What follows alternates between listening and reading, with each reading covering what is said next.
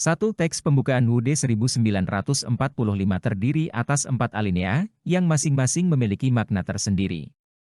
Salah satu makna yang terkandung dalam alinea ketiga adalah, kewajiban negara untuk melindungi segenap bangsa, dan seluruh tumpah darah Indonesia, B. Penegasan bahwa kemerdekaan Indonesia adalah hasil perjuangan dan pengorbanan bangsa, yang telah berjuang melawan penjajahan, C. Harapan bangsa Indonesia untuk mencapai kehidupan yang lebih baik dan berkeadilan, berdasarkan Pancasila, D. Cita-cita bangsa Indonesia untuk membangun negara yang merdeka, bersatu, berdaulat, adil, dan makmur, E.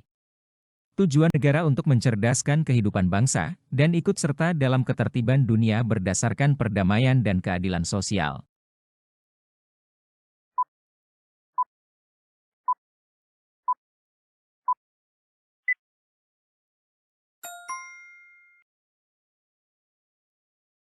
Makna yang terkandung dalam alinea ketiga pembukaan UUD 1945 adalah kewajiban negara untuk melindungi segenap bangsa dan seluruh tumpah darah Indonesia.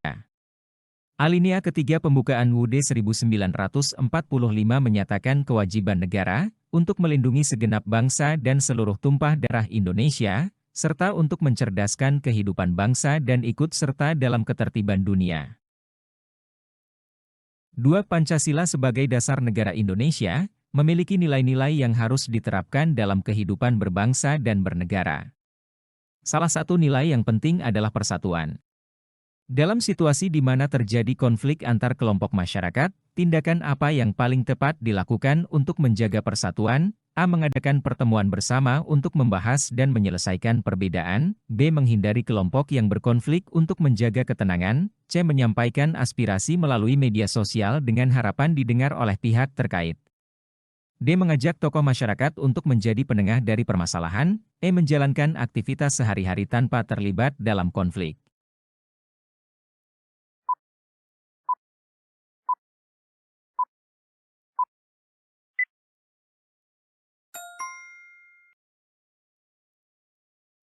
Dalam situasi konflik antar kelompok masyarakat, tindakan yang paling tepat untuk menjaga persatuan adalah mengadakan pertemuan bersama untuk membahas dan menyelesaikan perbedaan.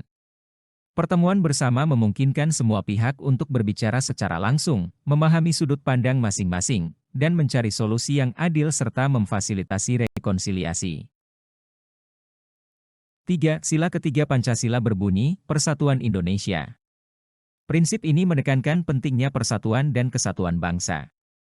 Pernyataan berikut ini yang paling mencerminkan penerapan sila tersebut adalah A. Mengutamakan kepentingan bersama di atas kepentingan pribadi demi kesejahteraan nasional. B. Membangun kerjasama antar daerah untuk meningkatkan kesejahteraan bersama. C. Menghormati perbedaan budaya dan adat istiadat yang ada di setiap daerah. D. Melakukan gotong royong dalam setiap kegiatan masyarakat. E. Mengadakan kegiatan nasional yang melibatkan semua suku dan golongan.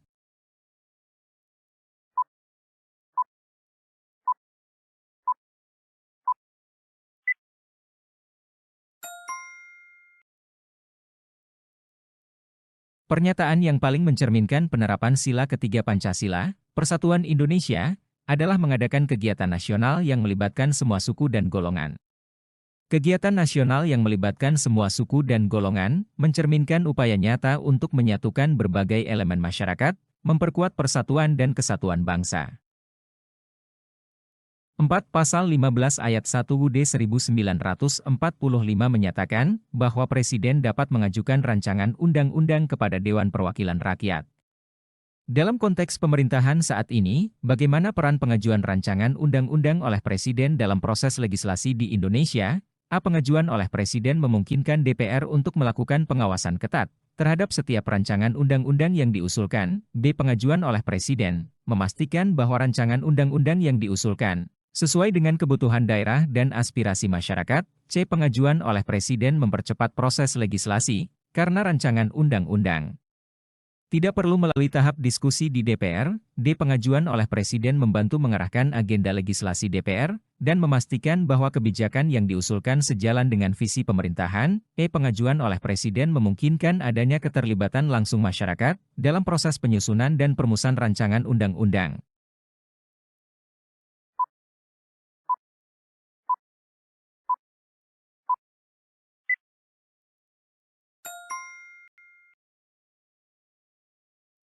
Dalam konteks pemerintahan saat ini, peran pengajuan rancangan undang-undang oleh Presiden dalam proses legislasi di Indonesia adalah pengajuan oleh Presiden membantu mengarahkan agenda legislasi DPR dan memastikan bahwa kebijakan yang diusulkan sejalan dengan visi pemerintahan.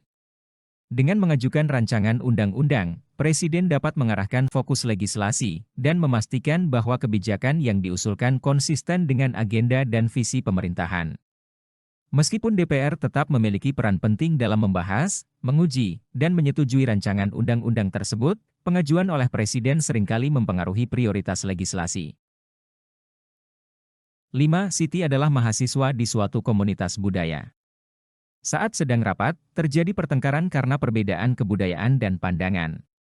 Sikap Siti yang paling tepat yang mencerminkan nasionalisme adalah A. Membiarkan saja karena tidak ingin terlibat dalam konflik, B. Menegur agar panitia melaksanakan rapat dengan santai, untuk meredakan ketegangan, C. Tetap berada di sana dan mendengarkan semua pandangan dengan penuh empati, D. Tetap memberikan pendapatnya secara konstruktif.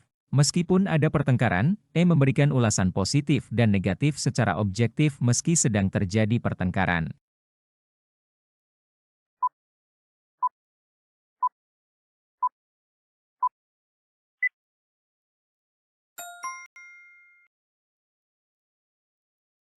Sikap Siti yang paling tepat yang mencerminkan nasionalisme dalam situasi tersebut adalah tetap berada di sana dan mendengarkan semua pandangan dengan penuh empati.